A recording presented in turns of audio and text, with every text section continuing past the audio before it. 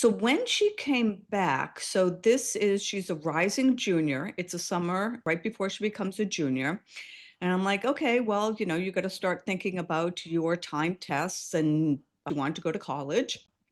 So she had taken the PSATs, did so, no, not horrible, not spectacular either, just so. And I said, well, what about the ACTs? Maybe it's a better exam for you. Let's find out. I said, why don't you, in order to make an informed decision, why don't you take an exam, like replicate the 3-hour exam, have your sister, who's an older sister, proctor it. And so she'll be like, I'm sure your older sister will love doing that. She was like, yes, all right, come on, turn the page. It was perfect. So I came back and she was like, oh, yeah, okay, I finished it, mom. Or no, she said, okay, I have my score. I didn't do that well, didn't finish it. I'm like, that's normal. The ACT is an exam that is designed not to be finished. Okay, that's Right. not a problem. Once you'll start prepping for it, you're going to learn things so that you can pick up your speed and so forth.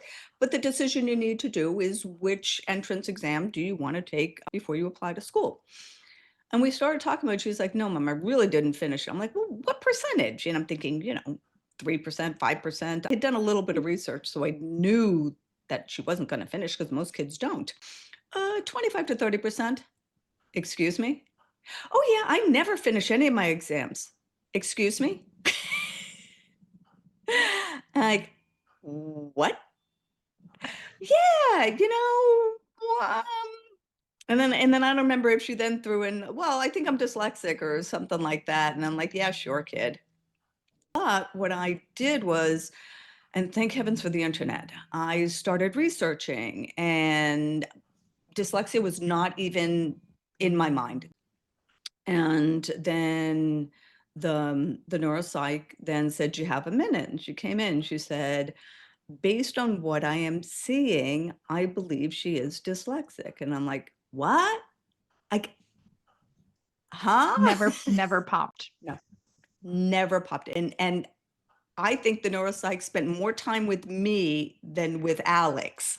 Like, are you okay? Or how are you taking this? Like, how is this possible? And then that just started the guilt trip as a Yeah. parent.